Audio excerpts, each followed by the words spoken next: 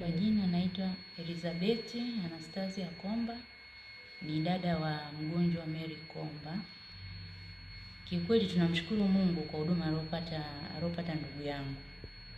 Kwa sababu laiti kama isingekuwa msaada wa madaktari bingwa Mama Samia, hii hali alipatwa na hali tofauti ya kiafya. Lakini madaktari walijitahidi, wakaweza kupambana nayo. Hatimaye mgonjwa amekaa vizuri ndani ya masaa tu.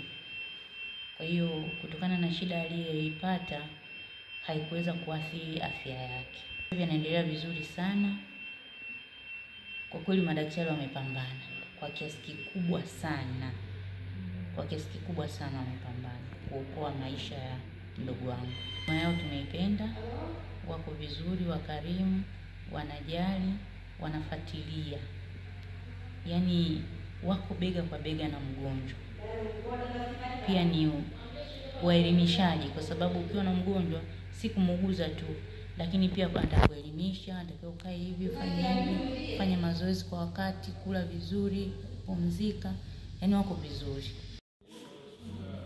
Kwa majina anaitwa Mary Komba. Mimi nilikuja jana kwa huduma ya kufanyia operation madaktari bingwa. Namshukuru Mungu, nimefanyia operation vizuri sana. Pia naendelea vizuri, namshukuru Mungu pia. Na pia naishukuru serikali ya Mama Samia kwa kutuletea madaktari bingwa. Kwa kweli wanatusaidia sana. Napenda kutoa wito kwa serikali, madaktari bingwa waendelee kuja. Waendelee kutembea katika mikoa yetu, wilaya zetu, wasichoke. Nimetokea kijiji cha Matili, kata ya Matili. Naishukuru serikali kwa kutuletea hao waganga bingwa. Mimi nimetibiwa vizuri kabisa, leo nimepata ruhusa narudi. Tunashukuru kwa kuleta hao na tunataka tena tuongezee madaktari kama hawa.